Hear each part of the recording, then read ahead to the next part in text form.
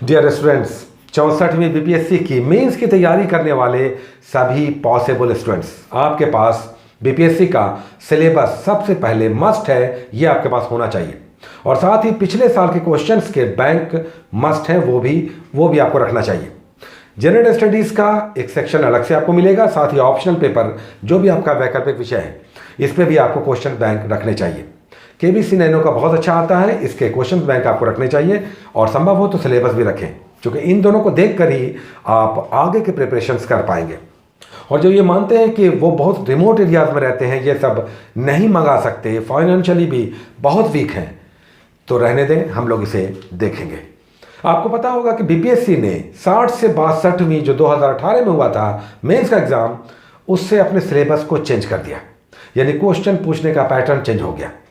Syllabus तो मोर और less वही रहा, लेकिन क्वेश्चन पूछने का तरीका बदल गया, साथ ही टोटल मार्क्स भी चेंज हो गया। पहले 1200 मार्क्स के एग्जाम्स होते थे और 150 का 150 का आपका इंटरव्यू होता था, जबकि अब 900 के 900 मार्क्स के मेंस के एग्जाम होते हैं और 120 मार्क्स के इंटरव्यूज होते हैं, और दोनों मिलाकर आपका रिजल्ट तैयार होता है। आज हम लोग जीएस पेपर 2 को रिव्यू कर रहे हैं और इससे क्वेश्चंस ले रहे हैं। आज हमने थोड़ा सा बदलाव किया है। काफ़ी लोग बड़े क्वेश्चंस को लिखने में बहुत दिक्कतें महसूस कर रहे हैं, बल्कि मैक्सिमम स्टूडेंट्स जो हैं वो लंबे क्वेश्चंस को लिखने में दिक्कतें महसूस कर रहे हैं। तो आज हमने एक बड़ा क्वेश्चन फुल लंबा और 2 छोटा क्वेश्चंस कर दिया है, ताकि आप छोटे छोटे क्वेश्चंस को लिखने का हैबिट डालें। साथ ही लंबे क्वेश्चंस को भी जहां तक संभव हो आप लिखें, नहीं तो आप इसे कलेक्ट कर लें, ताकि आने वाले समय में जैसे ही आपके पास नोट्स हो, रिसोर्सेज हो और इससे संबंधित जो कंटेंट्स हो, तो आप इसे लिख पाएं। आज हम लोग पेपर 2 को रिव्यू कर रहे हैं। सबसे पहले आप इसके क्वेश्चंस फिर से देख लें। हम बार बार आपको क्वेश्चंस दिखाते हैं ताकि आपको पैटर्न पता चले, क्वेश्चंस कितने आते हैं, कितने आंसर्स देने होते हैं, ये आपको पता चलता रहे।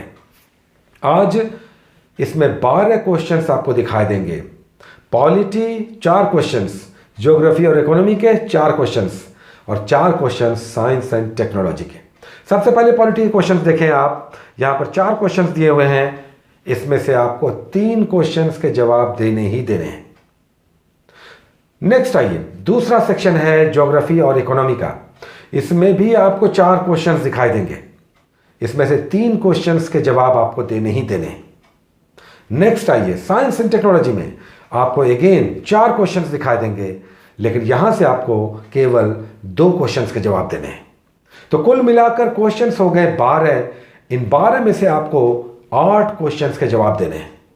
एक चीज ध्यान रखें कि सेक्शन जीएस पेपर 2 में टफ पेपर होता है, चूंकि 12 क्वेश्चंस मिलते हैं और 8 के जवाब देने होते हैं, जबकि जीएस पेपर 1 में आपको 15 क्वेश्चंस मिलते हैं और वहां पर आपको 8 क्वेश्चंस के ही जवाब देने होते हैं। तो जीएस पेपर 1 थोड़ा सा हल्का होता है, उसमें अच्छे नंबर्स आते हैं, और जीएस पेपर 2 में थोड़ा सा टफ हो जाता है, चूंकि 12 में से 8 क्वेश्चंस के आपको जवाब देने हैं।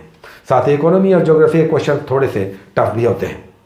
आज हम लोग पेपर 2 को रिव्यू कर रहे हैं, जिसमें पॉलिटी का जो सेक्शन है, इसमें देखिए पॉलिटी में आपको मोर और less fundamental right, directive principle, preamble यानी प्रस्तावना, संघवाद, फेडरलिज्म, जुडिशियल एक्टिविज्म, न्यायिक पुनरावलोकन, केंद्र राज्य संबंध, इस तरह के क्वेश्चंस आपको दिखाई देंगे। आपने देखा कि इस बार एक अलग तरह का क्वेश्चन दिखाई दिया दबाव समूह के बारे में। प्रेशर ग्रुप, जो भारतीय राजनीतिक व्यवस्था में जो दबाव समूह है, उससे रिलेटेड क्वेश्चन पूछा गया, जो यूपीएससी का पैटर्न है। आज हम लोग जो पॉलिटी के क्वेश्चंस कर रहे हैं वो है पहला क्वेश्चन, छोटा क्वेश्चन है। आपको छोटा क्वेश्चन आज हम दे रहे हैं 2 क्वेश्चन। इसमें पहला क्वेश्चन है भारतीय राजनीतिक व्यवस्था में संघवाद पर चर्चा करें, यानी फेडरलिज्म पे केंद्र और राज्य के बीच जो भारतीय राजनीतिक व्यवस्था में कोएग्जिस्टेंस है, सहअस्तित्व है, इस पर आपको हाथ खोलना है। यह खुला क्वेश्चन है। इस क्वेश्चन में आप प्लेन आंसर्स लिखेंगे, संघवाद क्या है उसके डिटेल्स लिखेंगे। 1 से 1.5 पेज में यह आंसर होगा। आपको हमने बिल्कुल आसान कर दिया, कम से कम इस पे एक अच्छा क्वेश्चन आप लिखें। और संघवाद के लिए आप चाहें तो यूट्यूब पर जाकर डिटेल्स ले सकते हैं, संघवाद क्या है। छोटा क्वेश्चन था। दूसरा क्वेश्चन देखिए है भारतीय संविधान और मूल ढांचे के सिद्धांत का परीक्षण करें। दूसरा क्वेश्चन, छोटा क्वेश्चन आपको हमने दिया है, भारतीय संविधान में मूल ढांचे के सिद्धांत का परीक्षण करें। इवैल्यूएट करना है, आपको बताना है कि ये मूल ढांचे का सिद्धांत जो कि सुप्रीम कोर्ट के द्वारा लाया गया है ये क्या है, इसको आपको खुले हाथ से लिखना है 1 से 1.5 पेज में। तो आपको हमने पॉलिटी से एक क्वेश्चन की जगह पे 2 छोटे छोटे क्वेश्चन दिए हैं। याद रखें कि ये क्वेश्चंस बड़े क्वेश्चंस के साथ मिले रहेंगे, तो आप ये जो लिखेंगे ये मानकर चलें कि किसी न किसी क्वेश्चन में आपको दिखाई देंगे, ये एक कनेक्शंस के रूप में या इसके टेल्स साथ में आपको दिए जाएंगे।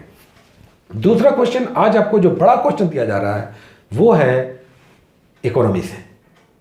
ज्योग्राफी और इकोनॉमी आपके जो कहें, इकोनॉमी से ये क्वेश्चन है दरअसल, प्रधानमंत्री फसल बीमा योजना क्या है, इसके मुख्य प्रावधानों का उल्लेख करें, इसके पक्ष और विपक्ष में अपना मत दें, साथ ही बिहार के संदर्भ में इसकी उपयोगिता साबित करें।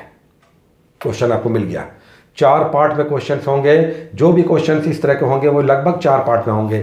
तो 38 नंबर का ये क्वेश्चन है, आपको 4 पार्ट में है, आपको अलग अलग ढंग से। सबसे पहले ये फसल बीमा योजना क्या है, उसके बाद इसके मुख्य प्रावधान क्या क्या इसमें बातें हैं, इसके यानी लक्षण फीचर्स वो आप बताएंगे, साथ ही पक्ष और विपक्ष, इसके फायदे क्या हैं और इसमें बाधाएं क्या हैं, नुकसान क्या है, किस तरह से इसमें जटिलताएं हैं ये बताएंगे, और ये बताएंगे कि बिहार में इसकी क्या उपयोगिता है, यानी बिहार के किसान किस तरह से इससे लाभान्वित होंगे, या बिहार के संदर्भ में एक एक्सप्लेनेशन आप देंगे। तो क्वेश्चन आपको मिल गया है, आप इसे लिखने का प्रयास करेंगे। लंबा थोड़ा सा लगेगा ये वाला क्वेश्चन, ये आप क्वेश्चन लगभग 4 पेजेस में लिखेंगे। 4 पेजेस मतलब एक के दोनों ओर और दूसरे के दोनों ओर, यानी 4 फेसेस में आप इसे लिखेंगे। और जो पॉलिटी का क्वेश्चन था वो 1 से 1.5 पेज में आप लिखेंगे, छोटा छोटा 2 क्वेश्चन आपको दिया गया है। आज आपको स्टैटिस्टिक्स से क्वेश्चन नहीं दिया जा रहा, कल दिया जाएगा। आप स्टैट को भी बनाने का लगातार प्रयास करें। आपने देखा है कि एवरेज, प्रॉफिट एंड लॉस और रेशियो एंड प्रोपोर्शंस पे भी आपको कमांड करना होगा। आपको स्टैट के क्वेश्चंस को बनाना ही बनाना है, चाहे आप इसमें कितने ही कमजोर हो। स्टैटिस्टिक्स में आप 0 हैं, इससे हमें मतलब नहीं है, ये आपको बनाना है। और ये बनेगा छोटे छोटे प्रयासों से। आप प्रैक्टिस करें धीरे धीरे। आप आधे घंटे रोज दें मैथमेटिक्स पे। परसेंटेज, प्रतिशत निकालने बराबर आता है, रिलेटिव जो बहुत सारे प्रतिशत आ जाते हैं, प्रॉफिट एंड लॉस ये, और साथ ही रेशियो एंड प्रोपोर्शन, अनुपात समानुपात, ये भी मैथमेटिक्स में करना होगा। साथ ही छोटे छोटे क्वेश्चंस आपको स्टैट के बनाते रहना होगा। छोटे छोटे क्वेश्चंस, आप बड़े जो हमने कल आपको दिखाया इस तरह के क्वेश्चंस फुल फ्लेजेड अभी आपको नहीं बनाने हैं।